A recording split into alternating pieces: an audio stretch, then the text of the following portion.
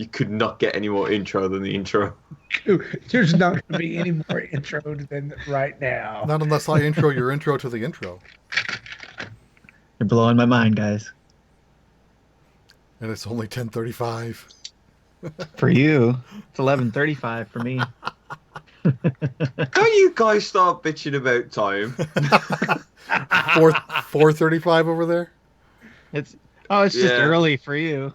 Oh, I'm so sorry. I was late, by the way. Just a brisk 4:30 over there. Just a 4:30. That's nothing. Come on. I had a rough time sleeping because I had an accident at work yesterday. Oh, that sounds wet. Yeah. I fell over a trolley and landed on concrete, which wasn't good. That's not good. So, like, on my side is like killing. Like, if you see me adjusting quite a bit today, I'm just uncomfortable. I'm okay, but just uncomfortable. An accident at work. I don't know. Like, my mind always goes to bathroom accidents. That's why I said wet. Right, we're ready. Welcome to Nintendo Dads. No, oh, sorry, that's the wrong voice. If you wanted to do that, that is perfectly fine. Save that for when we have. Today we're talking about the Pokemons. Lots of Pokemons. I want to show you them. By the way, my impression that isn't so much Arnie; it's an impression of the impressions of Arnie. It didn't have enough or any character in Skyrim once you get out of the main area. I hear there's dragons on the horizons. It's okay, talk to Thane in the ear. She will tell you where to find them. Hi, YouTube.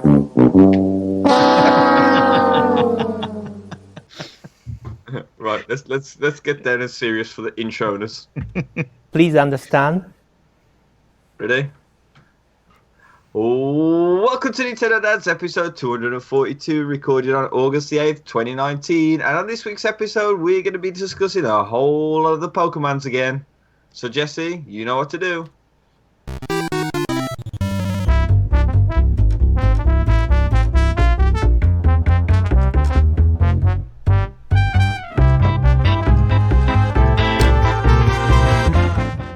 Hey everybody, welcome to episode 242 of Nintendo Dads. It's August 8th, 2019, and you're hanging here with me, Marty, as well as an interesting cast of characters that are delighted to bring you Nintendo tidbits, news, and their opinions from around the world this week. Joining us this week on the show is, as always, the silent but deadly Mr. Jesse Waldack. Interesting is also an interesting way to describe a person. So You're deadly. You were silent at the time. I didn't know where I was going. I didn't know where you're going with that either. I called you a fart. I'm sorry. I understand. Yeah, I got that part. I apologize. How are you, man? It's been a long week. You know, 2 kids are moved out of the house. My wife has been camping in Pennsylvania all week. And my youngest has normally been hanging out with her boyfriend most of the day while she can before school starts up. So I've just had the house to myself all week. It'll be Plus, nice you when my had to wife gets fix home. said child's computer Well, as well, right? I attempted to. It's still busted. Yeah, the computer, that was my old computer that I used to podcast with before I built the new one a year and a half ago. When he moved it to his new place, and it would turn on and then shut off itself right away. And then like 5 seconds later, it would go again. It would do that like 10 times before it finally stopped. We go, okay, let's swap out the power supply. That didn't fix it. So I don't even know where to look anymore. There's a short somewhere. It just misses you. It just misses you. Misses home. It wants to be there. It's kind of like the dog, you're trying to take it to the vet, so it just lays down. You got to drag it by the collar. So which means I might end up giving him my other computer that I didn't want to give him. Because I mainly also don't want to pay to fix a 9-year-old computer. You see there, guys? You see what that is? That's a good dad right there. That's a good dad moment. Bravo, sir. I'd just be like, sorry, you're out of luck. Well, that other computer that I didn't want to give him is the main computer he used here anyway. So all of his crap's on it. Well, maybe it all works out better in the end. Speaking of working out better in the end, Gary Gray, who is once again in a different place and now with more lights. How are you?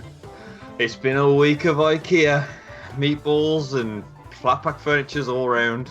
So yeah, I've been dadding very hard as well. I love those meatballs. They're really good. Yeah, I've been building a lot of flat pack furniture and stuff like that, and it's the season of birthdays, so everyone's long birthdays. ago in days of yore, it all began with a god named Thor. He named meatballs. It's a song. From I don't know if all IKEAs everywhere are the same, which maybe they are. You know, they have just like if you've never been to an IKEA, there's a cafeteria right at the middle, right? And like ours isn't in the middle; it's near the end. So I guess it's, well, ours is like the one that's closest to me is 2 hours away, and it's in the middle. Like you go through the little, like halfway through the journey, you emerge in the cafeteria, and their food has no right to be good, but it is. I did not go in a furniture store thinking like, hey, I'm going to have some really good chicken strips here in just a minute, but I did. And then they sell these really tall cans of carbonated apple juice. Do you have those over there, Gary? Okay, so it's already sounding different from the chicken strips. We have alcohol. Well, and yeah, chicken. that did not happen in our IKEA. Yeah, so... But they have these it's like apple cider in really big cans.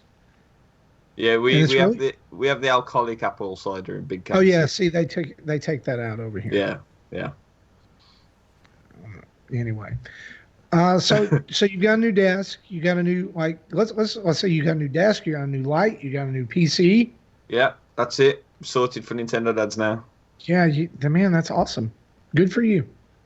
And hopefully now, Gary was telling us earlier before the show that he had an accident at work, and maybe you'll get a new side. Yeah, maybe. So maybe you'll be like the Bionic Man next time. Yeah. On next week's show. I think the New biggest hit by difference. IKEA. I think the biggest difference in IKEA is you don't get the same moms that we do, who kids run off and they go, "Hey, Darren, get here now!" I don't think you have that in yours, but that's something that comes especially for the Birmingham area. Now over here, it's like, if you don't get back over here right now, I'm going to beat you like a dog. Oh, so they're pretty close, though. Yeah. Just different accents. It's just a difference in accent. That's basically what it is. Speaking of a difference in accent, all the way from Minnesota, it's Tim Off. Or not. How are you, Tim? I'm getting up to go to IKEA to eat some food, and 2, I'm getting up to leave because of you keep mentioning Minnesota. That's where you live. I don't know why you get upset about it every time. Yes, okay. I live in Minnesota. That's where I live. Yep. Just like I live in Texas, right? Just next door to the Mega Dads. That's where I live. Right. Well, that's a good place to be. How are you? I am doing great. You put up a video this week on our YouTube channel of some preliminary footage of Fire Emblem Three Houses. Yep. You've been playing through that, and this would probably be a good place to announce we are doing the first of a small series of shows, and there'll be audio and video. They'll be released first to patrons, and then on our channel later on about Fire Emblem, right?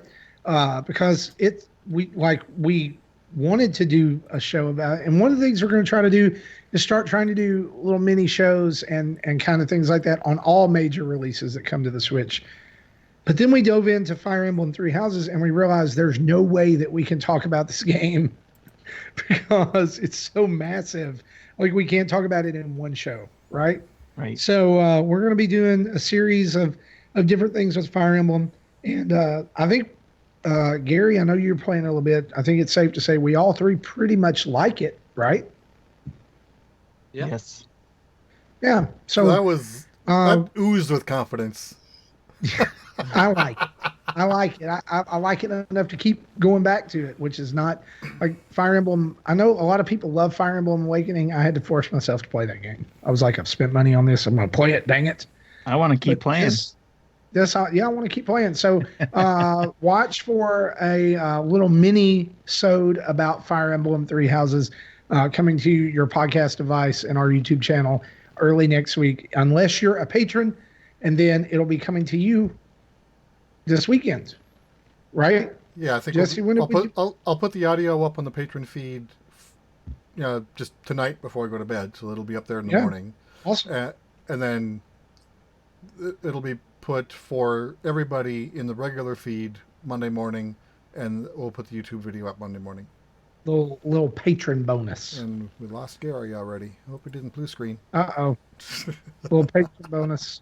Well, while Gary's booting back up there and joining us in the land of podcasts, let's dive right into our news, shall we?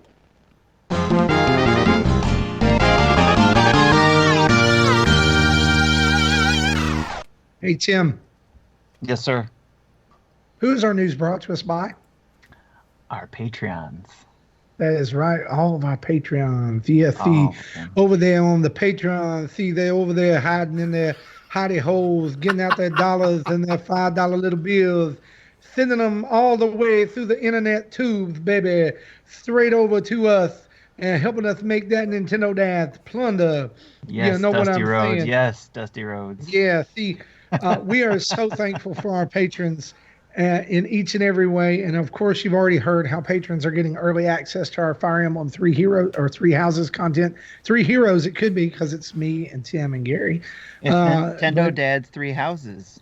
Nintendo Dad's Three Houses content, right? So, and it's cool because, little spoiler alert here, each one of us picked a different house, right?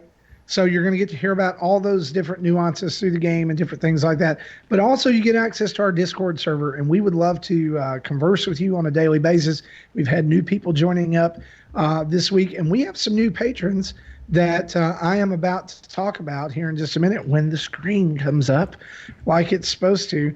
But Tim is our community manager over at Discord there and Patreon, and he's like been helping people get hooked up and get into the server that we're having problems and doing all kinds of stuff, and we owe a lot to him, and so we're thankful for that.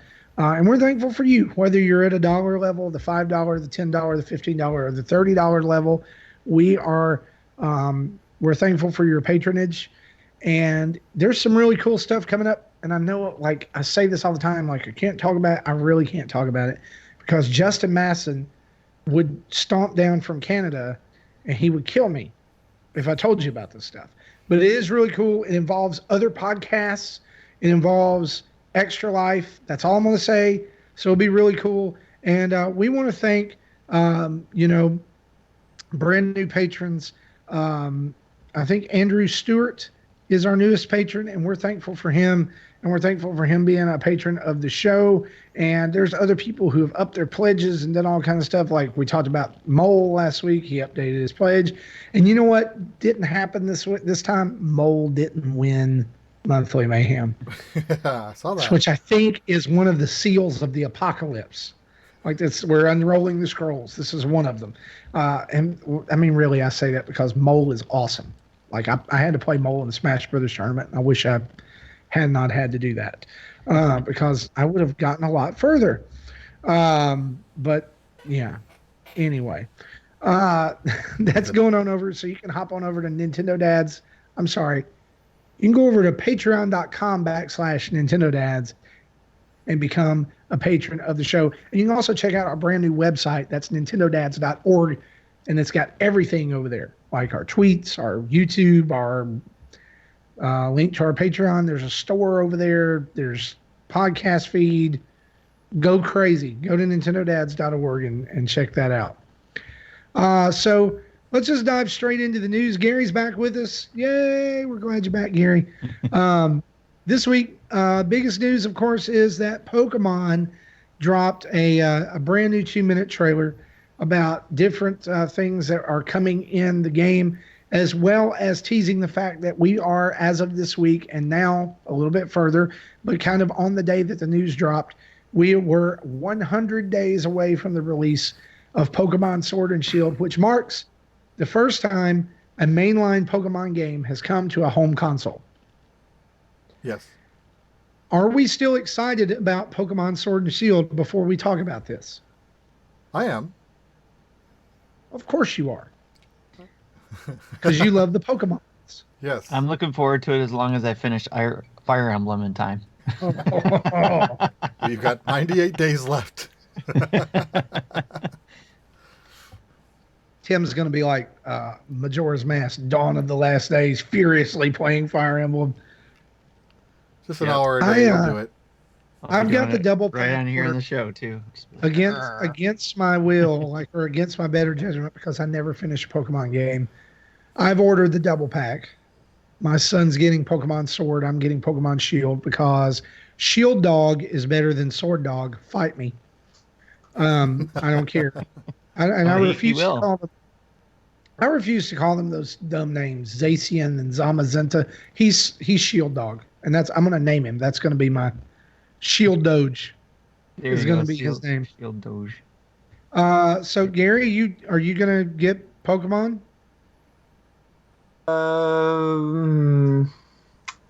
Not really so much, to be completely truthful. It's a series that I used to really love. I've just fell off it lately because I've been discovering other RPGs a little bit, and that's nothing to say that the quality's changed too much or anything like that. It's just a thing that I'm not really into so much anymore. Gotcha. So I like some of the stuff that they've included, and others not so much. I liked Pokemon when it was sort of a bit more minimal. So I liked Black and White when it went back to roots, only 150 Pokemon, and I felt like having a smaller cast of characters that you're restricted to was better. So the news of not having a national dex in this is actually something that I'm probably the only person on the planet that likes. I'm cool with it. Yeah, some of the news which is upsetting other people is actually making me want it a little bit more. But as for now, I wouldn't say excited, but I am looking forward to seeing what it's like when it comes out. Yeah. Okay. So let's dive right into this news, and we'll hit it point by point and talk about this. Basically, the overview of the video is that new Pokemon were revealed, as well as some returning Pokemon with Galarian forms, as well as a new evolution and new rivals. Also not discussed in the video that was released in the West, but was discussed in a video that was released in Japan and on the website are Pokejobs, and we'll get to that eventually as well. Well, let's talk about these brand new Pokemon, or new-esque Pokemon. The first one to be revealed was probably the most dapper Pokemon of them all, and that is Galarian Weezing. Which is a form of Weezing in which it appears to be wearing a top hat that is spewing clouds, and the Weezings have toxic smoke facial hair. This is one of the best, quote me on this, is one of the best Pokemon designs ever. You know what's interesting about this is sometimes when they do a dumb, in air quotes, design to other people, like the keys and the ice cream and stuff, people get angry. Then all of a sudden you have something that's equally as silly like this, and people love it. Yeah. And I mean, this is basically the London smog Pokemon, right? It's the dirty industrial. The story is that Weezing uses his powers to take in polluted air and exude clean air. Fresh air. So he's doing everybody a favor. He's cleaning up the environment. He's a gentleman. This is where I wish Pokemon actually really talked, though, because he looked like he'd have the poshest London accent. Oh, hi, chaps. The thing is that they missed the opportunity to have a monocle on this. Gaijin Goomba put a tweet, says, "Hey, Game Freak, I fixed it for you," and gave both heads a monocle, one in the right eye, one in the left eye. He also looks like one of those very proper gentlemen that, when offended, would go, if he doesn't do that when you kill it in the game, you've missed an opportunity. Yeah. The memes that have already come out of Galarian Weezing are worth the price of admission alone. Yeah. I tried getting up an image onto YouTube, but for some reason that didn't work. So sorry, it didn't work. You just That's got a okay. big white That's screen okay. Just instead. imagine wheezing with a top hat and a beard.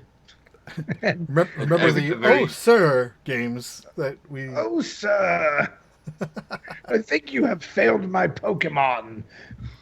I don't know. Anyway, up next, they showed off a Galarian version of Zigzagoon, which is the Pokemon no one asked for. It is now a dark and normal type. It looks basically like the original with a black and white coloring and red eyes. We'll circle back to that coloring here in just a minute. It evolves into Linoon, which is also a dark and normal type. But it looks basically, it's a long, it looks like they took Zigzagoon and stretched it out like taffy. It looks a little more evil.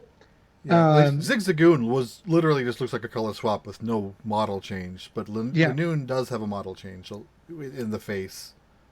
From there, they introduced a new evolution, Obstagoon, who evolves from Galarian Linoon. And he is also a dark normal type. He's called the blocking Pokemon. He's bipedal. He also bears a striking resemblance to Gene Simmons from Kiss. Tongue and everything, which I thought was awesome. And then they wait until all of this has been revealed to reveal my spirit animal Pokemon. You know, I tweeted about this after the watching the video that because I've not ever been close to the Pokemon franchise, like some people have a Pokemon that they like really identify with and they want to catch that one in every game. And that's like they get plushes of it or they get a tattoo of it or that's their thing. I've never had one of those. Like I like Pikachu, he's okay. I like Squirtle, he's cute. More Pico though. More Pico. This is me in Pokemon form. I'm just telling you guys. So he's an electric dark type hamster Pokemon who looked at like as soon as they showed it, I was like, that looks like Pikachu. But he has an electric type attack called Aura Wheel, in which he runs on a like a projection of a hamster wheel, and it shoots out at the enemy. Now that's in his happy mode, which is also called full belly mode, which I can identify with. Right? Roger's already planning on naming him Hamtaro. Yes, that's a perfect name for him. Because Roger names all of his Pokemon in his primary party. There is also another side of this Pokemon where his eyes turn red and he gains this evil grin and he turns purple and black. And that is not full belly mode. That is hangry mode. Yes. And when the Pokemon goes into hangry mode, the Aura Wheel attack switches from an electric type attack to a dark type attack, and it looks to have a different animation. It looks like there may be additional attacks added during hangry mode as well, but it looks like it's one of those things like where it goes into hangry mode and you use its power and then it gets happy again. Yeah. I don't know So if they it'll didn't really- switch every turn or Yeah, every they didn't other really turn. explain how Morpeko works, but I was like, this is my life. I'm in hangry mode. I get food. I go into full belly mode. I'm happy. So I run on my hamster wheel. this is the closest to a new Josh and the Giant game we're going to get. So enjoy this. Because he was pretty much the same. He turns angry, kills a few villagers, and then he's like, oh, you know what? I'm done. I'm happy now. Right. Also revealed in this video, new rivals, Beady or Bead. Bayday. We'll find out. How when would you we pronounce do it. that? I would pronounce Gary's it shaking Bayday. his head at us, so I'm feeling like we're messing up. Bye, I would say. Beade. He is a kind of a smug-looking kid, he thinks he's better than you. Yeah, I think There's I think this is going to be the jerk rival that we've been wanting for the last two generations, like Blue used to be. Right. Yeah. I hope so. Also introduced is Marnie, who is a kind of a punk-looking girl in leather. And along with her comes the team for this game, which also has the stupidest name for a team ever in Pokemon, Team Yell. They are described as Marnie's wild fans. They dress in leather with purple hair, purple and black makeup, and they have megaphones or like these horns, like what do you call those that they play? Vuvuzela, Yeah, because I they're have it in the really annoying notes. at soccer matches, right? And there's this scene where she's about to throw a Pokeball, and there's like one of her fans in the back holding a poster of her up, and it's the only one, like it's the only fan there. And it was like, okay, so if they play it for comedy relief, I get it. Yeah, I think this is like the commentary on toxic fandom. I don't know about you guys, but Yell over here is the directory inquiry book that you get through the post with everybody's phone numbers in. So Team Yell to me just sounds like a team of people who go around and go, look, if you want to know the postcode and number of McDonald's and Merry Hill, well, here it is. 913. Blah blah So blah. here in America, that would be Team Yellow Pages.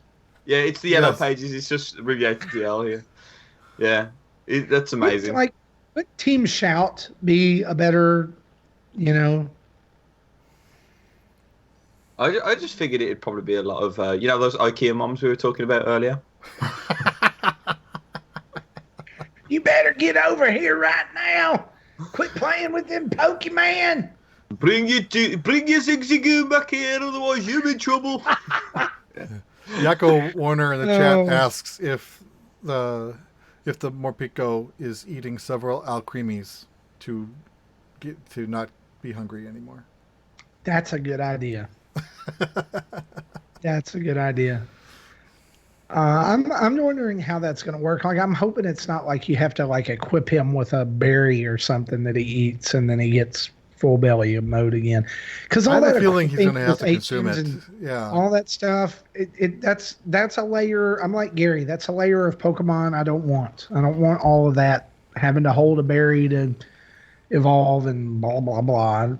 I just want, Pokemon's basically illegal cockfighting, right? It's illegal animal fights made legal, and everybody just goes, "Oh yeah, it's Pokemon."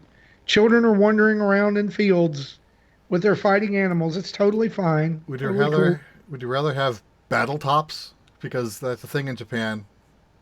cool. With Bakugan? Yes. No. No. Yeah, one of those. Beyblade. Beyblade. That's it. Beyblade. That's what my son's And- into now. Beyblade.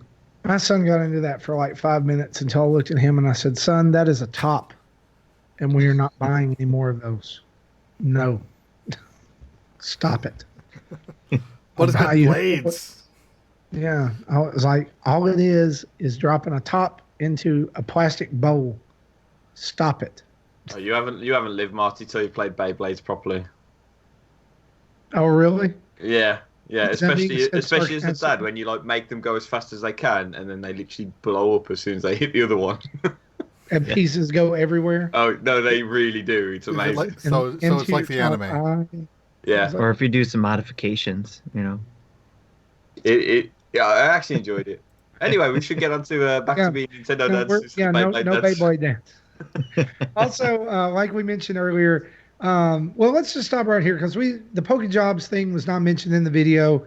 The video closes out kind of with the Team Yell news and basically leaves it at that. Do any of these, like, if you're on the fence or have you heard of people being on the fence, is it like this slow trickle of information? Like, we're August now, right? The game comes out in November. We're 3 months out. We still haven't seen second form evolution of starters, but we've seen an evolution of Zigzagoon. And it's final. Yeah, so I mean, like, does any of this news do anything for you? Does it make you more hyped up about the game? Is there anything that stuck out to you? Like, oh man, that's really cool. I know a lot of people that I raid with, they are kind of excited to see what Obstagoon can do. They're looking forward to seeing new evolutions of older Pokemon. Okay. Nothing here really got me any more hyped than I already am. Yeah. When Roger saw that Galarian wheezing, he immediately just stopped the video and went, "What?" So it was fun watching his reactions. Okay. Anybody else? I like the stereotype of the wheezing. Like, I really do. Like I really like the fact they're leaning into the area again, like they did with Sun and Moon. Um, I want to see more of that. I want to see more stereotyping. More like plain British sort of uh, well, dumbness, I suppose you could call it. Um, I don't know about increasing hype levels at all. I think it's a better. They trickle things out until launch. They always do. There's not much left of the game that will surprise you by the time the game comes out. They did it with the last couple of Pokemon. They did it with Smash. Um, I'm not the biggest fan of spoiling the game like that. We've basically shown pretty much every character that's going to be in. But that's the way that the world is now, because if you don't know, the internet will definitely tell you. So it's better to have it controlled. But it will be interesting to see what else comes out, and especially with the starters evolving and stuff like that. My thoughts are, when they do, they'll probably announce the starters of final evolution stage like 2 weeks before release, and at the same time they'll announce one of them will be Smash DLC. Mm-hmm. Similar to Incineroar and Greninja in the previous games. Oh, I will bet so much money that it's not going to be. Yeah, because it took a long time for Incineroar to get in there. Yeah. Yeah, for me, it's probably going to be a Christmas game. The only reason why I didn't pre-order it like I did, say, Sun and Moon, was because with Sun and Moon, when I ordered the dual copies, I got the Steelbook. But for here in the U.S., we don't get the Steelbook. So there's no incentive for me to go rush out and go get it. I'll just hold off and wait. Maybe just ask for it for Christmas. Yeah. Like watching it with my son was a unique perspective. He was super hype about all the Pokemon. There's not been one new Pokemon, like new region type or new to this game Pokemon that's been announced that he's not going, wow, that looks really cool. Except maybe the rock one. And I can't think of what its name is at this point. Shoot. You know what I'm talking about. It's like the coal Pokemon. Yeah, I'm trying to look it up again. Yeah, I can't. He did not. He just was like, that's a rock. He didn't really care for that, but he like Corviknight. Roly-Poly, that's it. But Yamper, he really liked, and the Wheezing, he thought that was hilarious. I'm expecting Yamper to have an evolution. I would definitely bet that Yamper's going to have an evolution. With Zigzagoon having this final evolution, it makes me wonder if there are going to be some other older Pokemon who have, like your raid group, like maybe older Pokemon who haven't had that third and final evolution yet. Then maybe they'll have like two or three of them every generation, throwing in a new one. And I'm still Gen 4 wondering, had a bunch of them. One of the things too that they talked about was the Melmetal connection to this story. Right. And that's got to come in at some point, because I feel like it's not just going to be like some little throwaway thing. I feel like it's going to be, personally, what I think it's going to be is that Melmetals and Meltans or whatever equal parts for you to be able to make certain Pokemon armored. So kind of like a Zygarde thing where you collect pieces to make a larger, stronger piece. Well, yeah, but I mean, like if you have so many Meltans or so many Melmetals, then you can make 50 Meltans to armor someone up, something like that. Yeah, I can see that.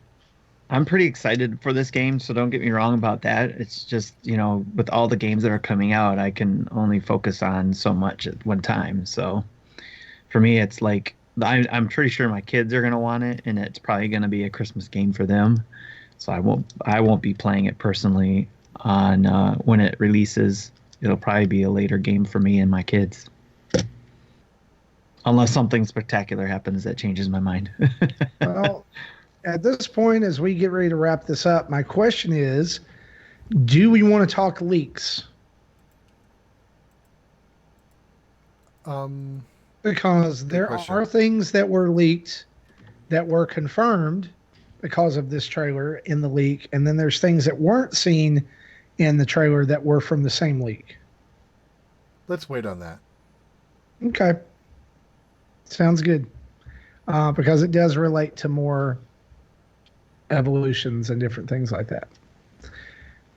It's out there if you'd like to see it, courtesy of Newsweek, which is weird. That is a weird source.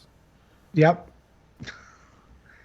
But anyway, there you go. Yeah. Well, I'll do a quick comment about Poker Jobs. It's if you played Xenoblade Chronicles 2, it's kind of like that where you let your, what do they call them? Blades. You let your blades go and do something, and they come back and they get a reward. That sounds like what this is. You can, it's a way to gain XP on Pokemon you're not using in your party, and possibly some items too. I think that's wonderful because it's hard. It may be easier to catch them all. It's hard to train them all. True. Mm-hmm. So there you go. And it's a lot better than setting them up at the Pokemon daycare and then forgetting where that is. Yeah, right? And unlike, go ahead. I was going to say, I'm actually surprised by that it took so long for Pokemon to have a sort of another version of experience share where every Pokemon, even in the boxes, gets something. Is that not a thing at the minute then? No, experience share currently, or at least in the previous versions, just shared XP to those in your party and not in your boxes. I think the Poké Jobs will affect the ones you choose to send on jobs. It still won't affect the entire box. Like there's an example of we're construction people needing strong Pokemon, so okay, give him your Machamp for a while, and then he'll come back with XP and maybe items. And then, unlike in the past where you mentioned the daycare where there is one and only one, and if you forget where it is, you're kind of screwed. Here, there's going to be a modified Rotom, or called Rotomi, in every or most Pokemon centers. Good deal. Well, let's shift gears here and let's talk about a few more smaller news items. Cadence of Hyrule that released a few months ago exclusively for the Switch, which is the kind of pseudo Crypt of the Necrodancer sequel or side project, if you want to call it that, since it's music related, now has a demo available on the Switch. So if you've been hesitant to pull the trigger and don't know what that would be like, it is, of course, an offshoot of the Crypt of the Necrodancer series, which is a music-based, a rhythm-based roguelike. However, the Cadence of Hyrule version is a little... Uh-oh, he just locked up a bit. Yeah. So yeah. That is something I would definitely look out for. 15 seconds, Marty. You hung up and came back. Sorry about that. So what I was saying is that it will allow you to play up until you beat one of the 4 bosses in Cadence of Hyrule. It has Zelda-themed music. There's really not a reason to not go download the demo. So you may want to go check that out if you've been on the fence about Cadence of Hyrule. I bought the game and never even got that far. So it's incredible.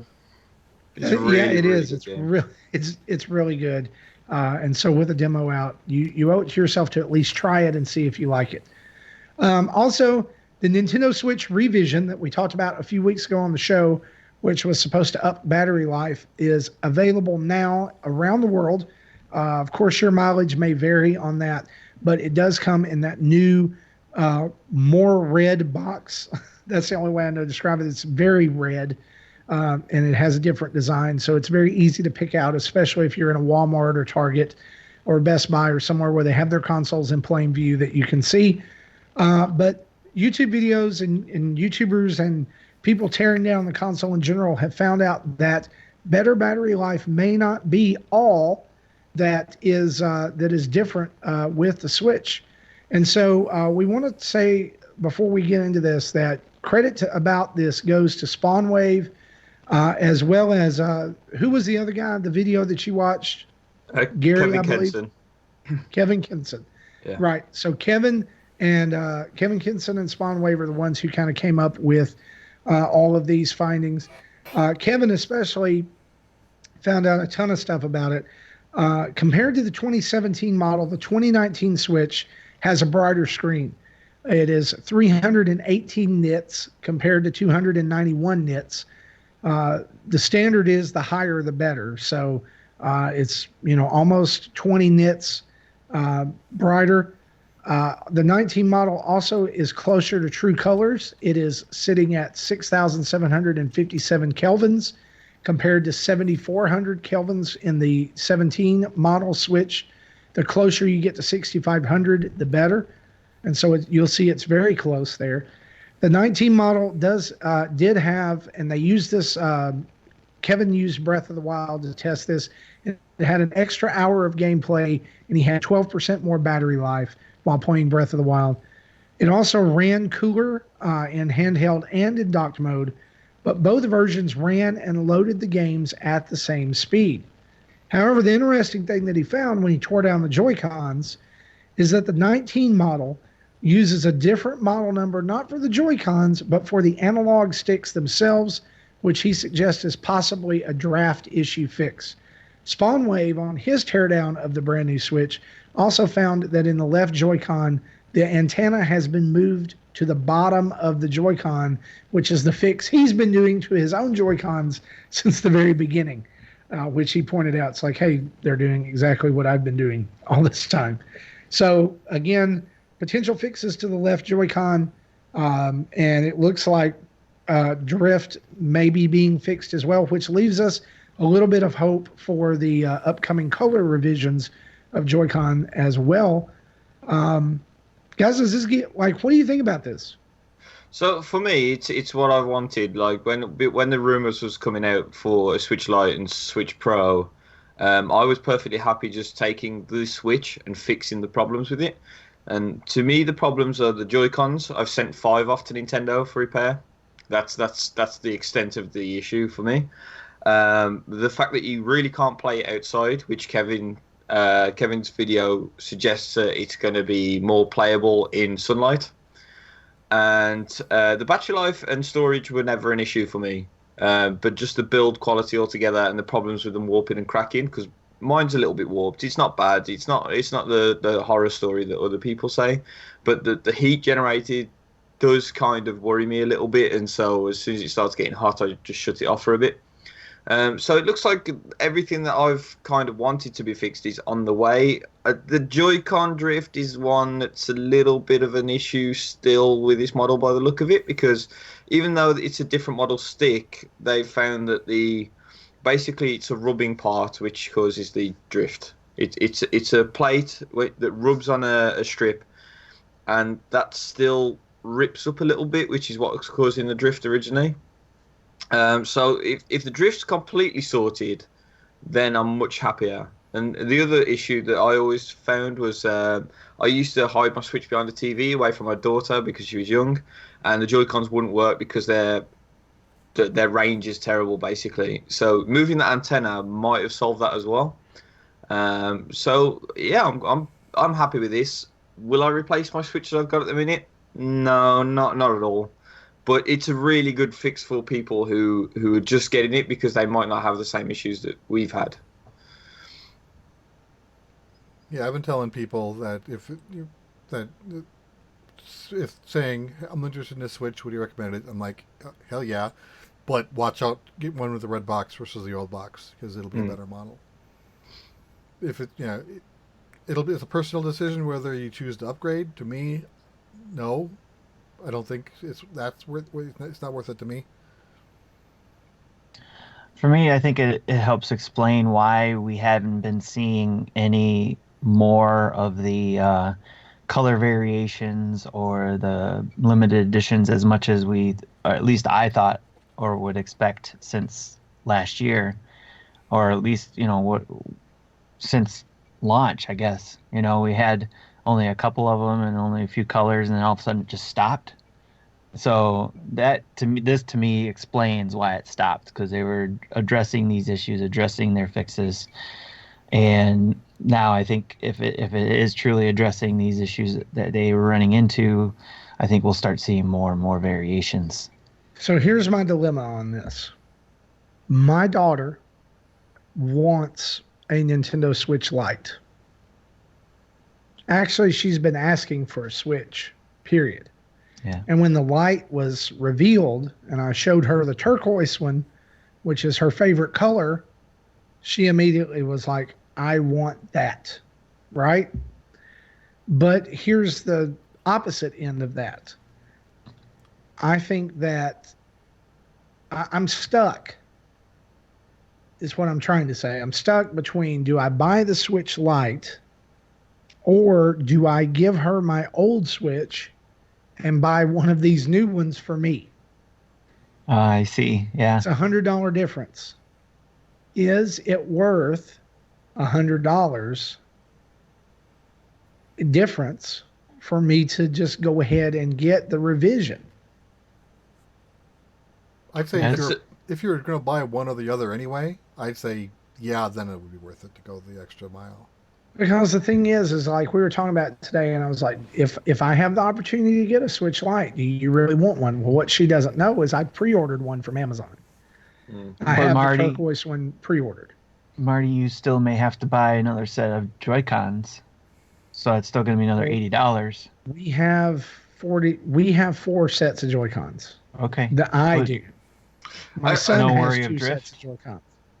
I think the value comes in the dock more than the Joy-Cons. Personally, having that second dock is something that works out expensive if you buy that separately. If you don't need it, then I don't think the extra $100's going to be worth it. If it's for someone who probably won't play on TV.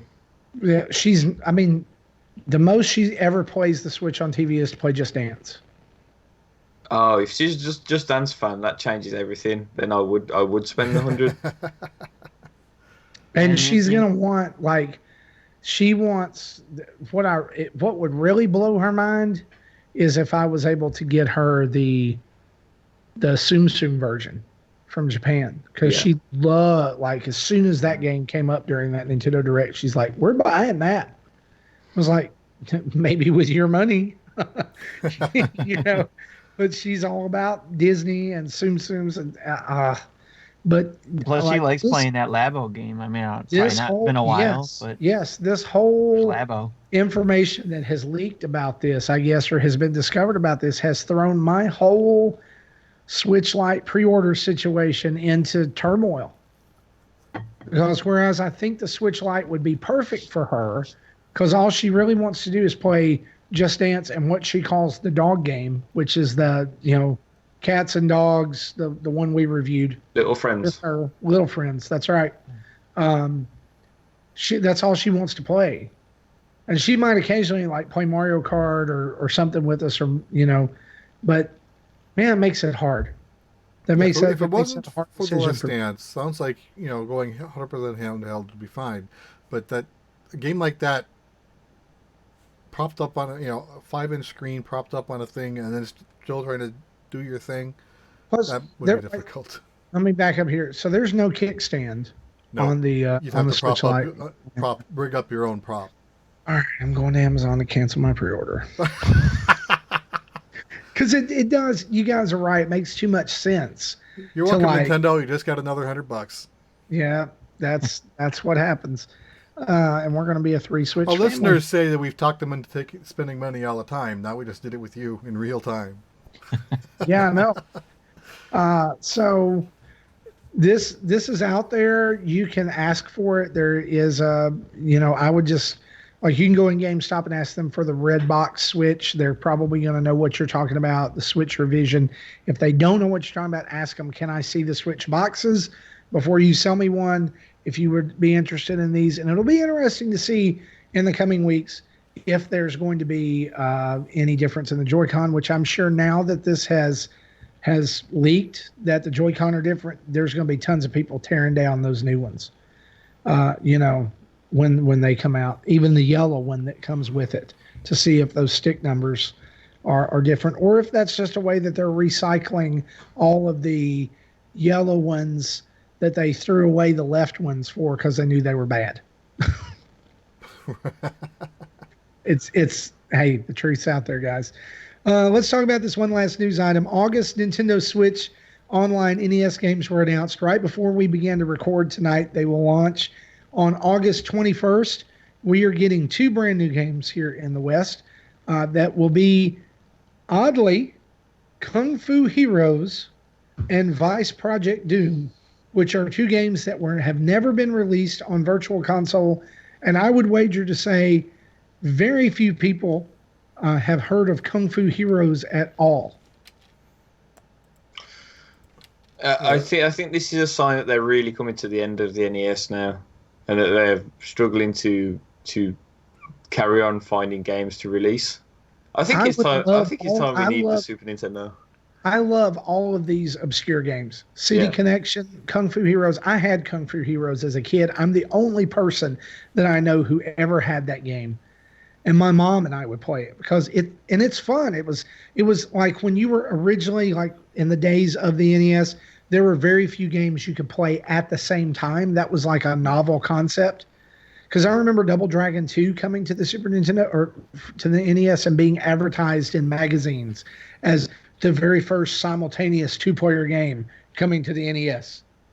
Well, so you had like, it was. I know, because there was Bubble Bobble was out way before that. Mario Brothers.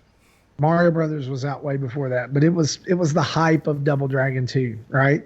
So, and I remember we played all those games, Rampage, and because I didn't have any other kids to play with. I was the only child. So we didn't have fights over controller or anything like that. It's just what we did. But I remember playing Kung Fu Heroes, and so I'm hyped for this, even if nobody else cares about it. Vice Project Doom, I'm also hyped about because it was a late in life addition to the NES library, and it was hyped up majorly in Nintendo Power, and never was seen on shelves around where I was because a lot of retailers are already transitioning over to Sega Genesis and Super Nintendo and different things like that. So I'm excited about both of these. Japan is also getting its own game. They're not getting Vice Project Doom. They are getting, I'm going to attempt to pronounce this, and I will butcher it. So, soundbite for everybody. Downtown Niketsu Koshikyoku Soriyuki Daiundokai, which basically translates to, where was this translation I found not long ago? Let's go to the Great Athletic Meet. Neketsu Sports Challenge or Great Athletic Meet. It is set in the River City Ransom universe, and it reuses a lot of the backgrounds and a lot of the characters from River City Ransom. But basically, it is I guess the only thing it's a competition game. There's running segments where you run through different events, and then there's fighting events. So it's kind of like NES Smash Brothers, in a way. All right, so I found that title. I threw it into Google Translate, and I want to hear how they pronounce it. Okay. ダウンタウン熱血行進曲それゆけ大運動会 Sure, okay. Yeah, Okay, so basically if Marty sat in his chair a bit faster, he'd have got the pronunciation perfect. Yeah, I mean, I've got to brush up on my Japanese, guys. And none of that has any English translation. So, Right. So the events in the game are Umimi Town Cross Country, Obstacle Course, Ball Breaking on Bars, Battle Royal, Fighting for Bread, and Bomb Tag. And there's items like you'll be throwing bombs at people and brass knuckles and dumbbells. So it's River City Ransom battle mode with running mini games. And Japan's getting that one. So if you've downloaded, if you have a Japanese profile, you'll be able to get that one too. And of course, the SP versions that no one will play. But I'm super excited about these two games. I don't care what people say. Like, it maybe it is winding down, but I would love for them to continue to drag out these obscure titles, that dotted the NES landscape that people have forgotten about. I'm still waiting for them to pull out like Mappy Land and all kinds of weirdness like that. I really want them to do Earthbound Beginnings. Earthbound Beginnings would be great. This is already translated, right? Yep. it's out released there. on Wii U, so it shouldn't be too hard to do. Adventure Island and Adventure Island 2. Adventure Island 3 would be great. things there. I don't know why they haven't come over yet. You know what I'm really jonesing for though? The final release on NES Online, McKids. It's the month. No, we're gonna hit them with a 1-2 punch. McKids and Yo Noid. There we go. Well, what about Spot? Cool Spot was never on Cool Spot. NES. Wasn't NES? It was Genesis. Mega No, Drive, it was yeah. an NES version of it. Was that? Oh, was there was really? some Spot game. It wasn't the adventure. It was more of like a board game, Othello-ish like. But they had something on NES. It was just called Spot. Spot the video game. Yeah. So yeah, why not that too? Let's No. get like Final Fantasy 2 or 3 translated Cool. to English and put out there. No, Jesse. Spot. No Final Fantasy. And then I they fully can believe release that- Cool that Spot. Square Enix is going to. What were you saying, Tim? I'm sorry. I was gonna say then they can release Cool Spot for the SNES when they launch the SNES library. Exactly. I remember I owned that Spot game when I was a kid, and I remember there was a PC game called Seventh Guest. It was basically yeah. a bunch of little puzzle games. One of the puzzle games was that game, but I couldn't beat it, so I actually tried setting up. I tried using the Spot game to play my turns for me from the computer, set it on the hardest difficulty to see if I can cheese it out, but I still lost or ran out of time or something. Here's what I think about your Final Fantasy games. I think Square Enix is going to do a compilation, like I think- Mega Man Legends, like Castlevania, like Contra. True. If they, I don't think they'll ever retranslate like 2 and 3. It'll just be the old GBA and DS ports all over again. Oh, sure. but yeah, I'd that's, be up for that's what that. I'm thinking. I mean, they'll just be all collected, and they could do that for several things. They could do Final Fantasy Legend. They could do Final Fantasy. They could do, they could have the Chrono Trigger compilation. I with was one game. hoping for that polygonal upgrade of 6. That they gave it to 4 and 5. Did they do it to 5? They did it for 3 and 4, but they never did it for 6. I was I think wanting they them did to do it for that. 5. I don't know if 5 ever came out. That maybe in Japan, but I don't know if that ever came out here. Because the And only here's- version of 5 that we got was on the GBA and then PlayStation. And here's me just sitting waiting for Crisis Core. Probably never going to happen, is it?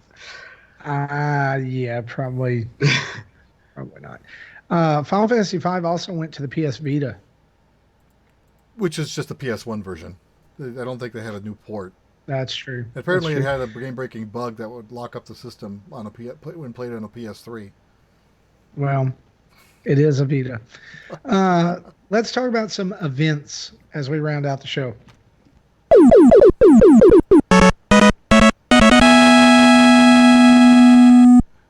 So our events this week are pretty much just Pokemon Go stuff. And so let's run through these really quick. Team Go Rocket has turned more species of Pokemon into Shadow Pokemon. The following Pokemon can now be caught and purified. It's Poliwag, Grimer, Muck, Drowsy, Hypno, Cubone, Scyther, Magikarp, Houndour, Houndoom, and Ralts. Shadow Pokemon cannot learn Community Day exclusive moves. They have to be purified first before evolving into the final evolution to get the exclusive move. There's also a special gift event that started on August 5th and it goes until the 19th. All eggs received in the gifts will be 2-kilometer eggs instead of 7-kilometer eggs. Will still look like 2-kilometer eggs, but we'll have the hatch list from the 7-egg list just like normal. You'll be able to carry up to 20 gifts in your inventory, up from 10. You'll be able to open 30 gifts per day. Lucky trainers can hatch a shiny Bonsley. And Community Day featuring Turdwig will be on September 15th from 11 a.m. to 2 p.m. Was that intentional? I'm sorry, I totally read that as Turdwig. It's Turtwig.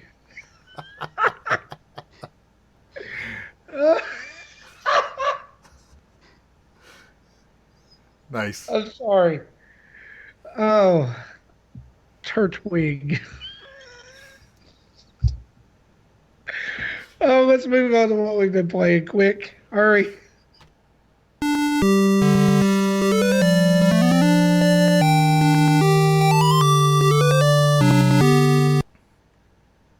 Hey Tim, what have you been playing this week? A couple hours here and there every day of Fire Emblem. I mean, Fire Emblem. And you would think I would got really far in the game playing a couple hours every night, but I have not. I've only got this far because I've been trying to explore every nook and cranny of the school, and talk to everybody because I heard you're supposed to talk to everybody. And then I find these little things that you can find, little hidden items that you can pick up a little throughout the school grounds. And then I found the amiibo gazebo, which is, um, I Which agree is what with it should be called in every game from it. now Should on. be, yes, I agree. That is one of the best names for that. And Not so I was Uncle playing around Amiibo with or that. whatever they called it in Odyssey. What was that? What did they call it in Odyssey? Like I don't remember. Uncle something. Uncle Amiibo, yeah. Oh yeah. So, and I know we'll talk about it more in our, I guess, special edition. But yeah, that's mainly what I've been playing. I haven't, not that I can think of. I don't think I've played anything else. Yeah, other than the All game right. of life, real life. Real life. Are you winning or Not, losing? not the board game with the spinner. No, the real one. So that's what I've been Gotcha. playing. Okay, The Gary, what resolution about of you, that man? game sucks. Yes. Okay, so we are a podcast that's mainly built up of dads, right? So that means that sometimes life gets in the way and we do things, and especially in busy periods, like I get home, my other half goes to work, so it's just me and the daughter. So gaming's normally on the short side. This week's been a lot of IKEA furniture building and stuff like that on nights and sorting rooms out, rearranging. Probably one of the weeks where I've had the most gaming. I thought So this was going somewhere else. yeah, that's what I wanted you to believe. So basically, it's hit and miss on week whether we get much gaming time in, right? Some weeks we don't play anything, other times we play a bit more. This week I've been blessed with being able to play a bit more. So I played Smash Brothers for the first time since Piranha Plant has been included for an hour. Wow, And that's a while ago. yeah, and I didn't unlock the entire roster. In fact, I didn't even unlock Cloud, who was my main on Wii U. Really enjoyed it. The internet on it has got a bit better. It's not so laggy, but it's still a little bit laggy in places. But I actually really enjoyed this playthrough of Smash Bros. More than I've enjoyed any playthrough since I've owned the game. So I might get back into that a little bit more. On top of that, I played my normal tiny bit of Mario Maker 2. I try to play a little bit every single week just to keep on top of that one. I also stream it. So that's where the gameplay came from for that. And Fire Emblem Three Houses, which we'll get through. We'll talk a bit more on the other podcast. So if you guys are interested in Fire Emblem Three Houses, then join us on our special podcast for that one, because there's no point mentioning it twice. So head over to there if you're interested. But upon having this clear out that I had, I also found my old Game Boy Advance SP. And in it was a game that I always wanted to play more of, and I booted it up, my file had gone. But I thought, you know what? I'll have a little go of this. And that was Dragon Ball Advance Adventure, which I don't know if any of you guys have ever played, but it's basically a Dragon Ball game from the very origins as Kid Goku. And it's basically, how can I describe it? It's Double Dragon without the double, but there is a dragon, I think, at some point. So yeah, it's a side-scrolling beat 'em up where you get to play as a young kid with a tail who beats people to death with a stick. What more could you want, huh?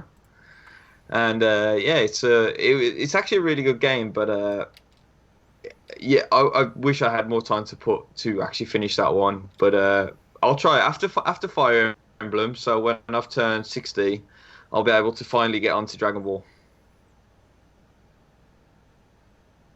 Cool. Nice. What was the second game you Jesse, said? what have you been playing? Okay, well, I'll ask you again after the show. All right, so I'm completely different games than everyone else has been playing. Big shocker there. So I'm almost finished with the Picross Lord of the Nazarick. I think I would mention that for the last 2 weeks. I'm literally on the last clip Picross at this point. I think it's a 50-part puzzle. So I have like 35 of them left. So this that wasn't as storyish as I was hoping it would be when I first heard about this. It's more of like you hear a little bit about flashbacks, and again, I haven't watched the anime past 2 episodes, so I'm not sure if these are new lore or just retold lore from the show. I don't know. I don't know if I'll ever find out, but it, if you're a fan of the show, that's out there. Excuse me. So I'll be finishing that up this weekend. Still Picross, but this game launched today, and we got a review code thanks to the developer called Picto Quest. They plug it as Picross with light RPG elements, and that's kind of exactly what it is. There's no real story in it, but there's a story, but it's very minimal. When you're solving the puzzles, it'll be things you would normally see in a fantasy environment.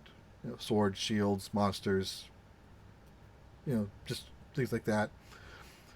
And then it introduces instead of just giving you a flat time limit, which sometimes they do in more of a challenge levels, they'll put you up against an enemy. The enemy will have an active time bar, like Final Fantasy VI type of battle. So if it fills up, it'll attack you and do half a heart of damage. You have 3 hearts. I don't know what happens if you lose because I haven't lost yet. And if you make a mistake, you'll also get attacked. So that's its way of penalizing you for making mistakes. So, and then when you finish a row or a column, you do damage to the monster, which will then cancel its active time gauge. So he has to start over. So if you can constantly, relatively quickly fill rows and columns, then you'll never get attacked. It's harder to do earlier on in the larger puzzles. It's because it'll take a while before you can get that far. But, near the end, you'll just be finishing rows and columns constantly. And then sometimes they'll give you 2 or 3 monsters that they each will have their own attack gauge. So gives you something else to look at while you're solving the puzzle. So if you see one getting full, you can hit the L and R button to rotate it to what's in front, so you attack it instead of something else. And then the monsters each have hit points. If there's only one monster, then it'll die when you finish the puzzle. If there are 3 of them, then finishing the puzzle will knock all 3 out. But if you focus on one, then you'll knock it out early, leaving the other 2 to just toggle.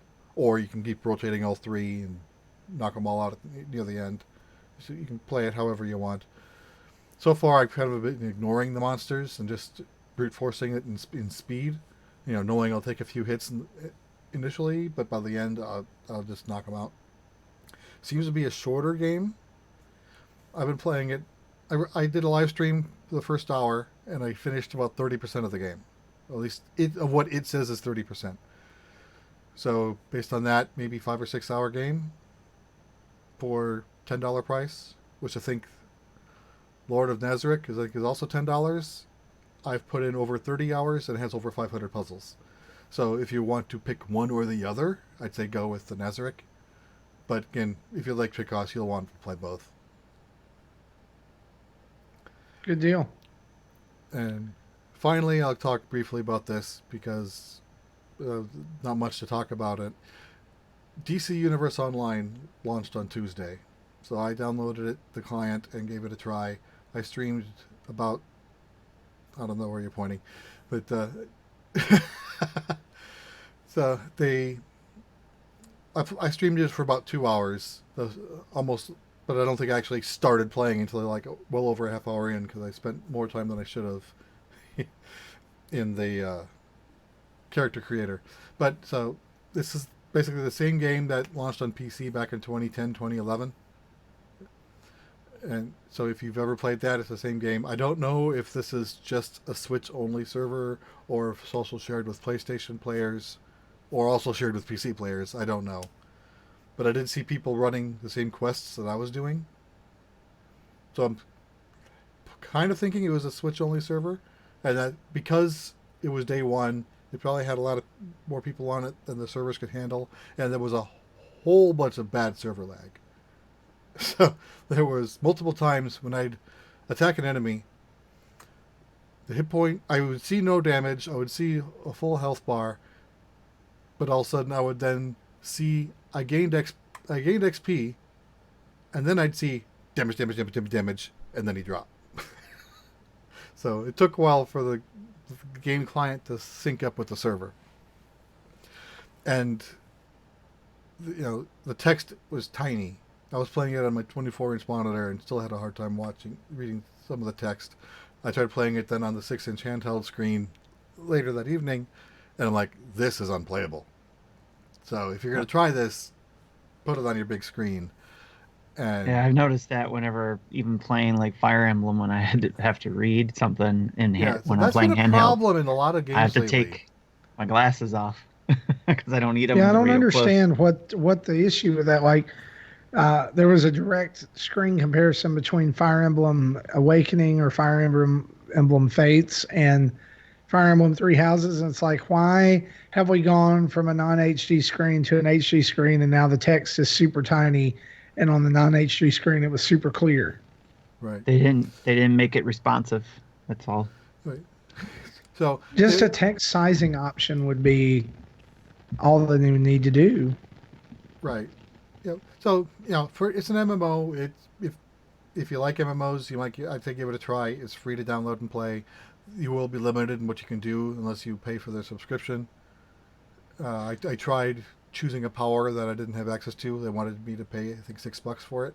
So I'm like, okay, let's pick a free one for now because I'm not willing to pay money. Because on the PC side, I have a lifetime subscription. I paid for it when it was new. So if I ever wanted...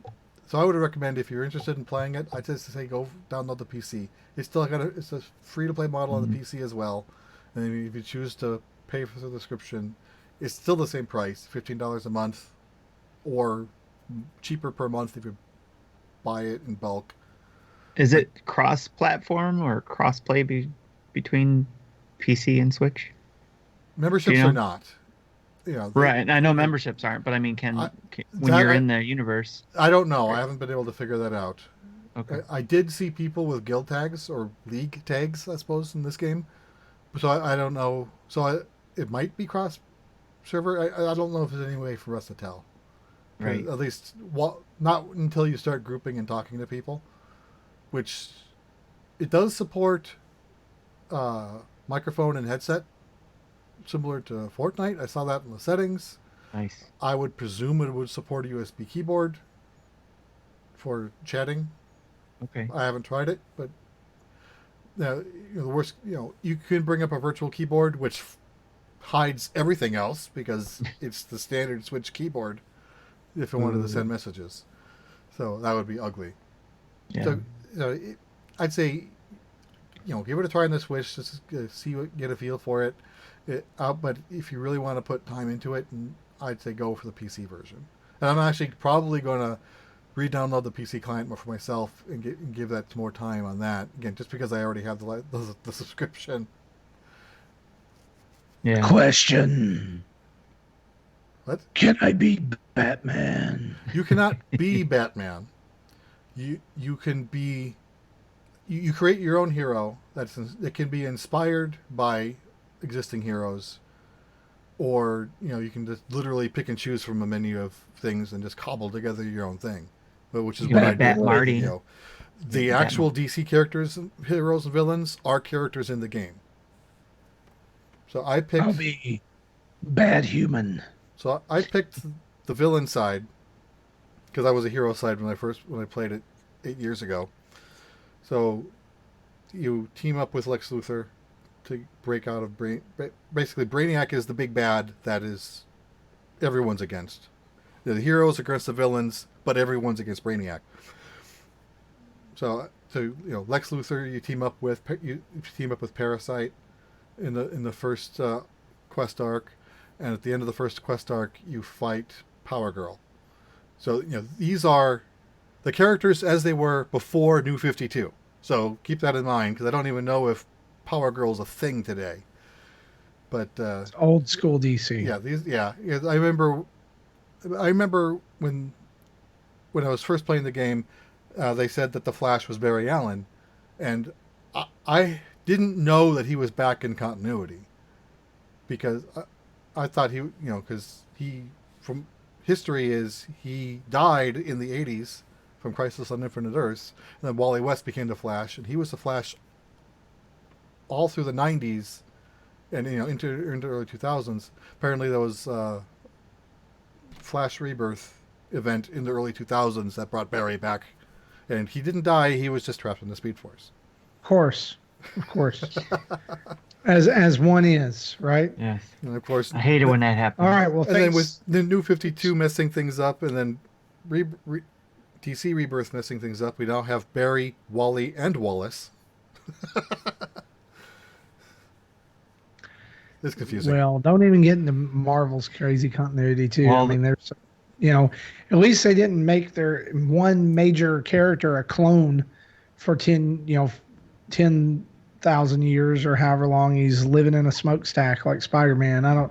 Dude, that whole Jackal saga the clone saga was awful. Yeah. Awful writing. Right. I have awful. different versions of me too, so it's like I have Tim, Timmy, and Timothy, so hey. And Tim from Minnesota. And Tim from Minnesota. Right. That's the black sheep of the family. I'm just going to talk about one game because we are going to talk about Fire Emblem Three Houses on another show. I've been playing Pandemic this week, which is a digital version of the Z-Man Games board game Pandemic, which has been a huge hit. It is basically a cooperative board game, whereas in most board games, you're trying to be the one to end the game with the highest score, with the most points or the most territory controlled, blah, blah, blah, blah, blah. In Pandemic, your job is to work with other players around the table to save the world from a virus outbreak of 4 different colors. And so you are basically flying or traveling around the globe, removing virus cubes from different places before outbreaks can happen that will then cause the disease to spread to other areas that could then cause other outbreaks. It's an incredibly well-designed game. It's an incredibly hard game if you don't know what you're doing, because everybody has a certain role that affects the game in a certain way. Like I played the other day as the medic, and the medic can, when he moves into a certain city, he can remove all 3 disease cubes instead of just 1. Because each turn you only get 4 actions, and that includes your movement as well. So you have to be very strategic and talk to other people. I've played Pandemic for a long time, the board game version, the dice game version, the legacy version that we've played both seasons of that have been available. I can tell you that this is an incredibly faithful and easy to play and well-made version of the board game. And so if you love Pandemic, or you would just love to try it out and maybe you don't have people that you can play the board game with, but they might play on on the Switch or whatever without all the setup and teardown, then this is for you. It's $20, which is a little bit pricey. I think that Asmodee is a little big for their britches in the pricing area when it comes to digital. Because this is the 3rd release that they've had. They've released Carcassonne, they've released Catan, now Pandemic. All of them have been $20. I would love to see sales figures, but I think they could probably sell them better at $14.99 than $19.99. But there's a ton of options in there. There's training mode for those of you who've not played Pandemic before. But again, it's top-notch presentation, just like it's been with Catan and Carcassonne. They have done wonders with those games and making them even feel different compared to, because there's versions on the iPad, right? There's versions for mobile, but even these versions feel different, as if they've been designed from the ground up. And so it's really cool. I'm looking forward to more. I hope they eventually do Ticket to Ride and others. I think the next one is Lord of the Rings, the living card game. Yeah, I'm looking forward to that one. I've never played that, and that doesn't sound very interesting to me, because like deck builder card games like that don't really interest me.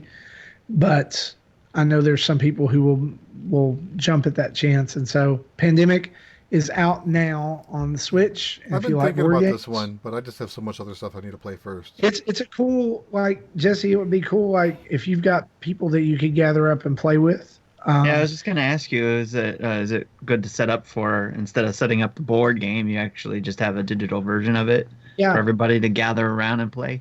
Yep. And I believe single Joy-Con play is supported. I haven't got to spend too much time with it, but I would love to see it incorporate some of the expansions. There's a couple of pandemic expansions out. I think 3 or 4 now. One of them has a 5th virus that's incurable, and it also has like a bioterrorist that you can play that actually sets that virus off. Then there's another one that's in the lab where you can synthesize the cures to the diseases instead of having to get them from cards. And then there's an animal expansion one too, where it introduces another new virus that's transmitted to animals, and it goes worldwide as well. So just really cool. I mean, it's got a sense of urgency to it that's unlike a lot of board games that you might play, because a lot of times, like, you're sitting there waiting for the next person's turn, where you're an active participant in everybody's turn in this game, second guessing what they're about to do and plotting strategies and different things like that. How can I get here and give this person this card so that they'll have 5 of a kind so they can turn it in for the cure, that type of thing. And the goal of the game is to cure all 4 viruses.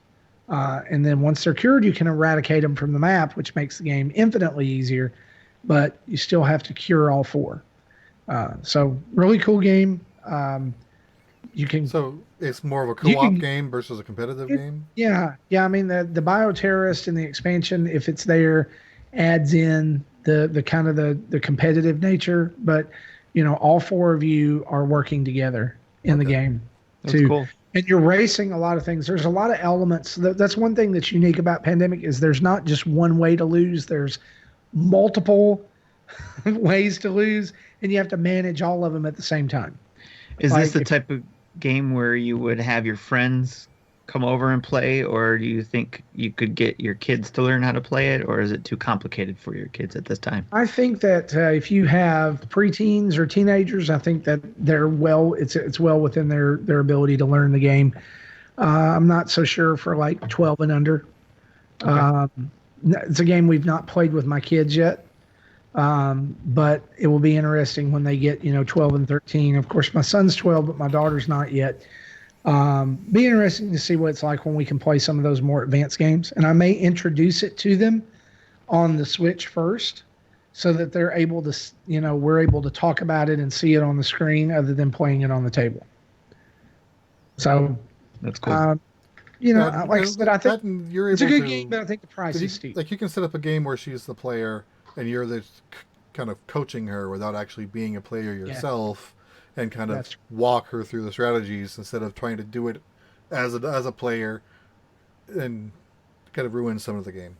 Yeah, you're exactly right. So yeah, that's Pandemic.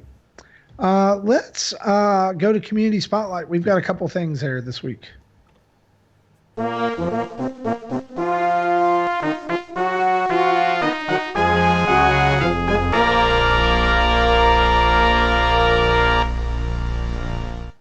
All right, we've got a tweet from Mecha Dragon 101, and he asks us this. He says, hopefully I'm not too late to put a question in, but I want to know, what do you guys think about Activision pulling the let's add microtransactions right after the reviews already came in trick with Crash Team Racing Nitro Fueled? Is it okay to still enjoy the game after this? Well, who's up? Oh yeah, you can still enjoy it.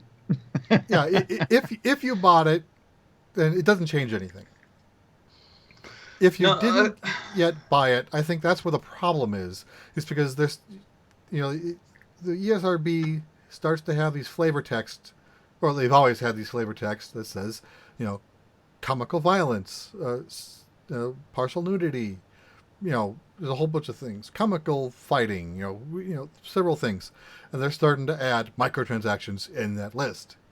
Because there are, some people, if they know they have an issue with that type of, if they have a compulsion to do that and want to avoid it, they will want to avoid games that have it. So if it's not on the box, and it's not in reviews because it wasn't there at the time of review. It's kind of sleazy for them to be throwing it in after the fact. Yeah, Well, totally this is shady. Activision that we're talking about, right? I'm Totally not saying shady. it's new. I'm saying it's, Yeah. but it's still, they've always Well, when kind of you been mention sleazy, that's what brought up- sleazy. But yeah, so that's, unless, they start re-stickering them, put warning labels on it, like, Yeah. but Gary, what were you going to say? I'm in two minds about it because in one hand, at least it was a full game to start with, and that it's an add-on now in a later update. But I also share the same opinion as Jesse with people have a real problem with gambling, and it's kind of something that should have been warned about off the bat. So I'm really indifferent to it because on one hand it's good that there's a full game and it's not like you brought half a game and then you have to buy the microtransactions to unlock the stuff that you really wanted. Although now it has turned into that and there's no warning about it. So yeah, I'm really on the fence with that one. If we're talking warning labels, there should have been a warning label on the front that said, "Warning, you're not buying Mario Kart 8. Put the box down and go buy a good racing game." shots fired. Just saying. Why I would heard you it's buy actually those? pretty good racing kart game. It's just people do compare it too much to Mario Kart, obviously, because Right. that it's top of the line. Well, when it was So- when it was new PS1 era, putting it up against Mario Kart 64, Yep. CTR is probably the better racer at that point. But Yeah, now I you're know comparing that it to Mario story and Kart 8. missions, all that stuff. But now you got Mario Kart 8 Deluxe. Right. You got Mario Kart. You got the best Mario Kart game ever made on the best in the best possible way. It's portable and at home. The top selling game on 2 systems. Yeah. I think it was Donnie who said on PSVG that said that it was more closer to Diddy Kong Racing or Diddy Racing than Mario Kart. which is why it deserves its place in the garbage. Moving on. Ooh, boo, No, boo, Diddy Kong boycott. Racing- boo. Diddy Kong Racing was garbage, and I know Jacob Rush is listening to this. Hear me, Jacob. It is garbage. Throw it in the dump. Use your Mario Kart 8 Boo, Deluxe Marty, box. boo. Shovel dirt on top of it. I'm cutting my heel promo right here Did you not? Why didn't you like the game? because it's terrible. How was it terrible? controls like crap. None of the characters they're stupid. Oh, you weren't That- good at it. That's what it was. Okay, No. gotcha. No. Controls terrible. Dumb concept. It's Diddy Kong and a bunch of everybody. No. Look. Let's get real. Look. We're going to do this. Everybody craps all over Sonic the Hedgehog and the franchises because of all the useless animal morons who follow him around, right? But all because it's Diddy Kong Racing and because Rare makes it. Ooh, I love the pig. I love the stupid alligator. Who cares? There Oh, it but is. you see, the difference is that Rare was gonna do something with all those characters, I think, because they had Conker in it before Conker came out. So I'm pretty sure they were gonna do something with the majority of those. And yet they didn't. Yeah, they did Sea of Thieves. Yeah. They they- couldn't they did find a that way in to put them Perfect into a Dark. Connect game. Anyway. Yeah. You know what? I've been playing Sea of Thieves. This is non-Nintendo dads, and I love it. I really do. I think Rare have started to come back to that level that they was at the N64. I think. Well, I really hope that yeah. Is it on the PC? Yeah, I it's don't on remember. PC Game Pass. Yeah. Okay. Yeah. That I will have to check that out because I heard good things too. Thanks to Luke Lore. Send all your hate mail to podcast@nintendodads.org. Send all your love mail if you agree with me about the garbage Diddy Kong Racing. Send it also to podcast@nintendodads.org. Let's move on. Hey, we're going to announce July's Nintendo Dad's patron member drawing for a $25 eShop card. Basically, what we do is each month we draw a winner from our active patrons through the previous month, and we announce a winner, and you get to be entered into this monthly drawing simply by being a patron over at Nintendo Dad or patreon.com/Nintendo Dads. This month's winner is Bobby Pauls, the Nintendo Guru. You just won yourself $25 eShop credit. Give us a shout over at podcast. I demand a recount. What the heck is going on here? Hey, look, Guru's got it going on. I don't know what game he'll get with this because he has them all, but maybe he'll stockpile it for a future rainy day. But Bobby, thanks for being a patron of the show. Enjoy your $25 eShop credit. Guys, that is a show. We want to talk that about was Mayhem, episode, or we'll do that next week. No, we'll talk about it right now. I was going to do it in the outro. Oh, okay. 242. This episode 242. Thanks for listening. Monthly Mayhem has just wrapped up with our winner T Squared 84 winning the Super Mario Maker competition. We are super thankful for all the work that's being put in over there for Monthly Mayhem from Drew and Zablanc. And if you watch the video wrapping up Mario Maker 2, which you can go and look at over on our YouTube channel, you'll know that no game was picked. It is a mystery right now what the next Monthly Mayhem game will be. That will be revealed in 1 week. In 1 week, we will reveal the new Monthly Mayhem game. And I think you're going to enjoy it. It's going to be different. Right, Jesse? I don't even know what it is yet. I don't even know what it is. It's just gonna be different. I've heard of a few games being tossed around, and we might throw up a poll. But that's up to them to figure out. If we do throw up a poll, we'll put a flag on it. We want to say a huge thanks to our Patreon producers, Chris Mears, John Blanco, Dave Ernsberger, and Tim Off. You just got it. Thanks for supporting us at level. You can head over to patreon.com/Nintendo Dads and get yourself some of that sweet, sweet patronage as well.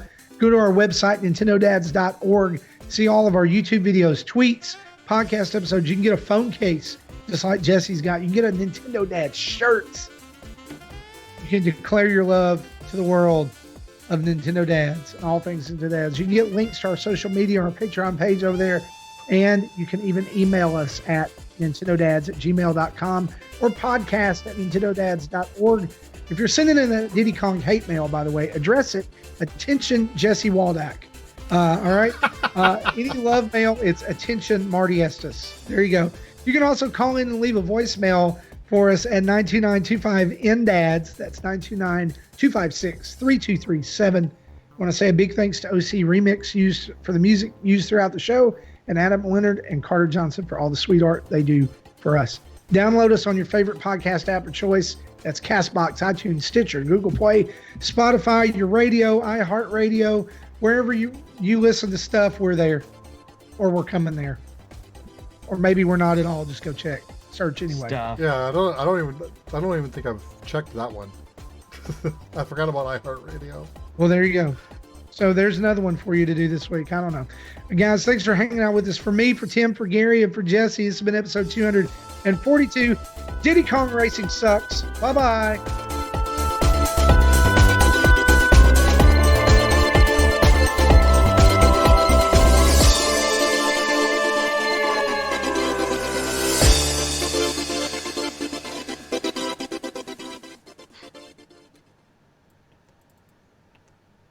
Thank you for listening to Nintendo Dads. Chupa, chupa, chupa, chupa, chupa, chupa.